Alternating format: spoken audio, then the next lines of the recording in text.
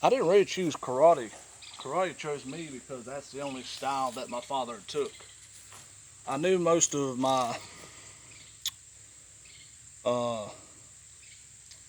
my life growing up as a kid, getting to a teenager, young adult. I knew my dad knew martial arts. I never knew what style though. Had no clue. I didn't know different styles and all that back then. Found out later it was karate. A lot of people today love to make fun of karate and people that do karate. But also, I remember trying to find a good spot for a camera. I remember back in the winter of 2018 when this more in-depth interest of mine started, because 2016, no, even before that, 2013, maybe 2012 going 2013, I loved the kicks. I was really impressed. I really loved them.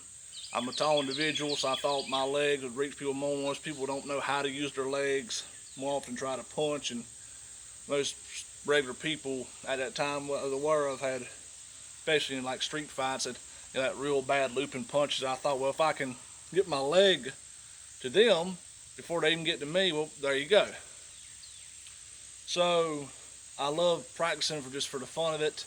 I didn't put really much seriousness in practicing the kicks. Then later, come winter 2018, graduated high school 2014.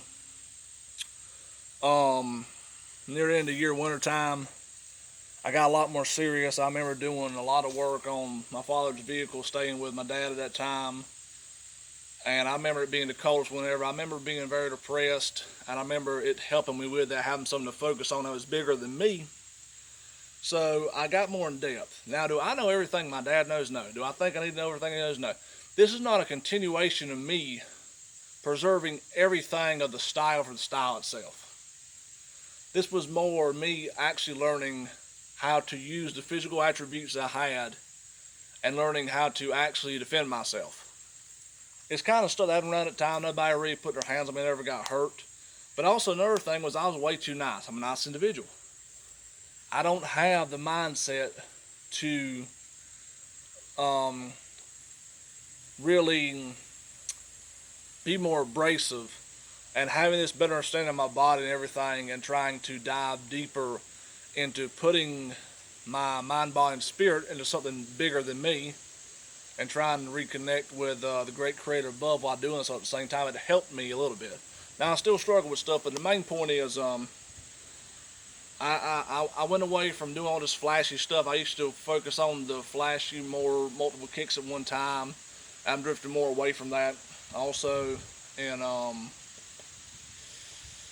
let's see, 2 years ago back, injured my lower back riding this area right here. Many years before that, golf cart incident, make my hips and legs a little bit weird. I think that's why my feet stick out that way a little bit instead of perfectly straight. So there was stuff early on, started with karate, I knew was a little bit off for me, but I just didn't really care about it. I said, I'm going to do this, sure enough. And I think it was for 6 months I stayed steady with it.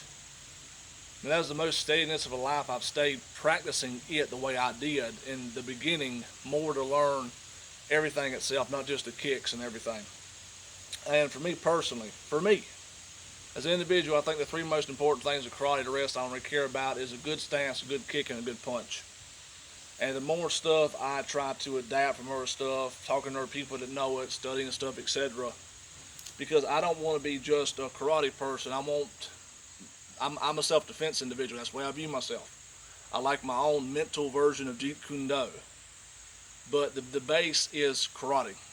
And I like how I use my version of it for my body and myself. Because if you don't make your art your own, then you're just copycatting other stuff, in my opinion. But anyway, so yeah, that's why I've also changed my channel to Backwoods Karate. I live in the backwoods. I live in the backwoods of South Carolina. I'm among a small farm community that has poverty among these areas where I live. I'm not rich. I cannot do YouTube full time. Even if I was getting paid to do YouTube and got amount of people, that still wouldn't be enough. And also, I don't care to do that. I was asked a long time ago, somebody, you want to do YouTube to get famous? No. I want to interact with people with stuff that so we can discuss and talk about concepts and other stuff, and I get to know other people and their stuff and their story, and etc., etc., etc. So, yeah, this is me. This is my channel. This is a reintroduction to my channel.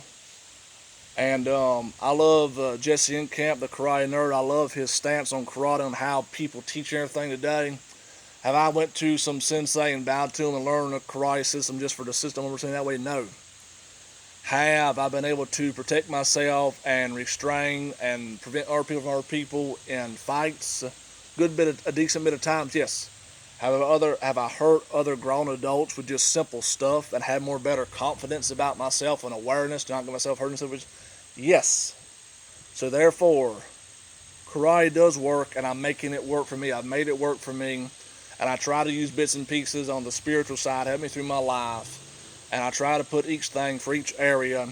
But I always love studying and looking at concepts because my dad, big fan of Bruce Lee. I love listening to some of the stuff he said that I think can be very helpful. So this is me. Old stuff of mine doing kicks on my old Facebook page years ago, Brandon Larimore. Have some stuff on my Instagram, Hawk813, my old one, Waya813. Waya spelled W-A-Y, by the way. And that's the majority of stuff I used to post. I'm mostly focusing on YouTube right now. And I think this is the best app to interact with other people. If you do karate for fun, fine. If you do karate to learn the karate system and you need that in your life to center yourself better, to stay with a sensei and all that, that's fine. If you got some stuff, some people have passed down a little bit of you to carry it on, or a mixture passed down to you for your own self-development and self-defense to actually learn how to fight. Even somebody they go, karate people don't know how to fight. Jesse Incamp did a video talked about karate for self-defense, karate for this, different versions of karate and how they kind of work, okay?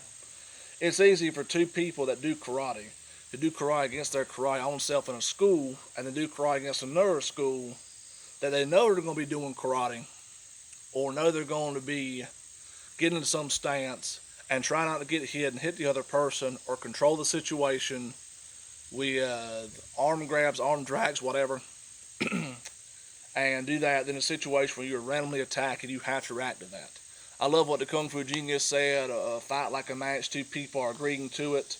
A random attack where another person's trying to react, defend themselves. One person did not intentionally agree to that, and the other person is agreeing in their mind to it, I'm okay with that, and the other person is reacting to prevent them from doing that to them and prevent it from being done so long to where it's like an ongoing exchange, like it's an actual fight between you and the person who's better instead of a fight like fighting to preserve yourself, protect yourself, and the right to stand up for yourself.